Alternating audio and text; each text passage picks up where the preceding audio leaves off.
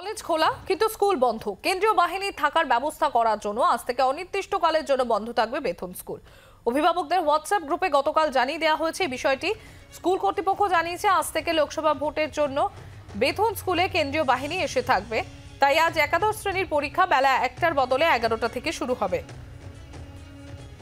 এবং এই কারণেই অষ্টম শ্রেণী পর্যন্ত অনির্দিষ্টকালের জন্য পঠন পাঠন বন্ধ থাকবে। কাল থেকে নবম ও দশম শ্রেণীর ছাত্রীরা স্কুলে আসবে ও 4 পিরিয়ড ক্লাসের পর বাড়ি ফিরে যাবে। নিয়মিত পঠন পাঠনের জন্য সব ছাত্রী কবে থেকে আবার আসবে তা পরে জানানো হবে বলে জানিয়েছে স্কুল কর্তৃপক্ষ।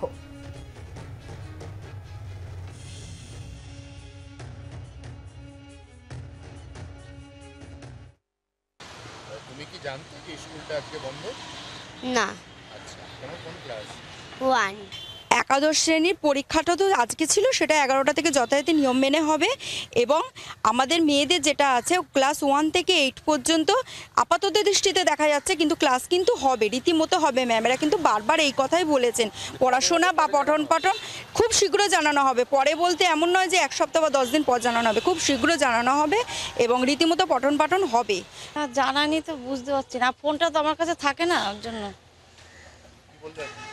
কে দেখা হয়নি কারোর সাথে। স্কুল বন্ধ না সেটা জানি না। হ্যাঁ আজকে বন্ধ। কেন বন্ধ জানো?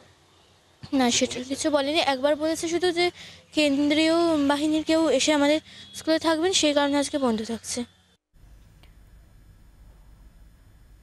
অয়ন ঘোষাল আমাদের প্রতিনিধি রয়েছেন আমাদের সঙ্গে, সরাসরি চলে যাবো অয়নের কাছে। অয়ন, কেন্দ্রীয় বাহিনী থাকার ব্যবস্থা হয়েছে যে কারণে স্কুলে ক্লাস 8 পর্যন্ত অনির্দিষ্টকালের জন্য ক্লাস বন্ধ করে রাখা হয়েছে।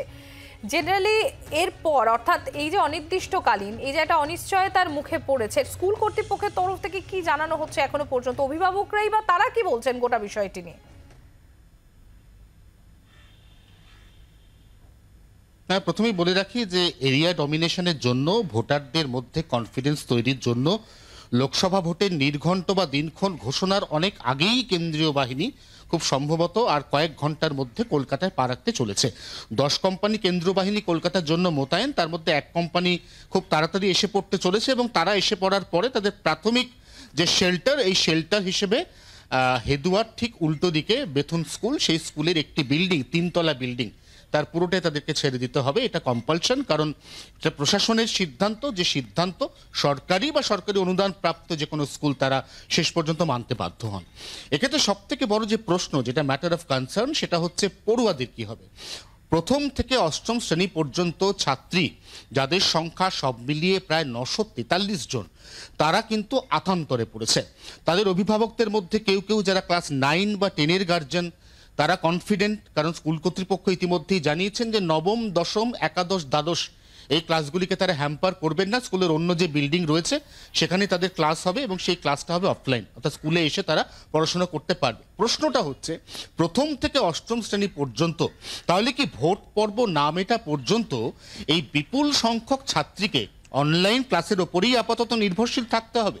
সিলেবাসের যে পাহাড় প্রমাণ চাপ, বিশেষ করে ক্লাস 6-এর পর থেকে, সেই চাপ হঠাৎ করে এভাবে, যেটা নিউ নর্মাল সিচুয়েশন নয়, কোভিড কালের পরিস্থিতিও নয়, সেখানে একটা সম্পূর্ণ টেকনিক্যাল বা প্রশাসনিক কারণে তাদেরকে যদি এবার দিনের পর দিন অনলাইনে ক্লাস করতে হয়, তাহলে সেই ক্লাস কে কতটা গ্র্যাপ করতে পারবেন, কার কতটা আত্মস্থ করতে হবে সেই ক্লাসটা, তা নিয়ে প্রশ্ন থাকছে এক। এবং তার থেকে গুরুত্বপূর্ণ বিষয়, যেহেতু একটা গোটা বিল্ডিংয়ের একটা সিংহভাগ অংশ কেন্দ্রীয় বাহিনী থাকার জন্য ব্যবহার হবে, অতএব সেই স্কুলে অল্টারনেটিভ ক্লাসরুমের ব্যবস্থা করে অড ইভেন নাম্বার, অর্থাৎ প্রথম দিন 1, 3, তারপর দিন 2, 4, এভাবে কি আদৌ ক্লাস নেওয়া সম্ভব হবে? এই গোটা বিষয়টাই কিন্তু একটা চূড়ান্ত ধোঁয়াশা বা প্রশ্নচিহ্নের মধ্যে আছে।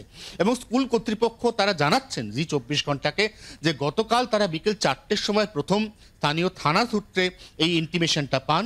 থানার কাছ থেকে ইন্টিমেশন পাওয়ার পরে তারা তড়িঘড়ি একটি হোয়াটসঅ্যাপ ফর্ম করেন এবং সেটি তারা ক্লাস 1 থেকে ক্লাস 8 এই যে স্টুডেন্টসরা রয়েছে তাদের অভিভাবকদের বিভিন্ন গ্রুপে তারা সেটা পাঠান। কিন্তু সেখানে যে শেষ লাইনটা লেখা রয়েছে অনির্দিষ্টকালের জন্য বন্ধ এবং পরে কবে থেকে পঠন পাঠন চালু হবে তা পরবর্তীকালে জানিয়ে দেওয়া হবে, এই দুটি লাইন কিন্তু যথেষ্ট সংশয় বা দ্বন্দ্ব তৈরি করছে। যে দ্বন্দ্ব স্কুল কর্তৃপক্ষ কত তাড়াতাড়ি কাটিয়ে উঠতে পারবেন এবং তারা সত্যি সত্যি 1 থেকে 8 পর্যন্ত এই বিপুল সংখ্যক ছাত্রীর জন্য প্রকৃত অর্থে কি অল্টারনেটিভ ব্যবস্থা করতে পারবেন, সেটা এখন সব থেকে বড় প্রশ্ন। ধন্যবাদ অয়ন।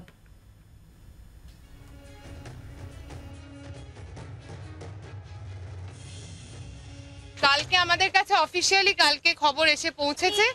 আমরা আমাদের এখনো আজকের দিনটা আমাদের 11-এর পরীক্ষা আছে, পরীক্ষাটা আগে আজকে শেষ হবে, তারপর চেষ্টা করা হচ্ছে কালকে থেকে অল্টারনেট বেসিসে হোক বা যেরকম করে হোক না কেন চেষ্টা করা হচ্ছে যাতে ক্লাসটাকে নর্মাল রাখা যায় এবং সিনিয়র ক্লাসদেরকে প্রায়োরিটি দেওয়া হবে যাতে তাদেরকে আমরা স্কুলে আনতে পারি এবং জুনিয়র ক্লাসের ক্ষেত্রে এক্ষুনি কি করা হবে এক্ষুনি করা হয়নি, তবে অবশ্যই অনলাইন ক্লাসের একটা চেষ্টা করা হবে।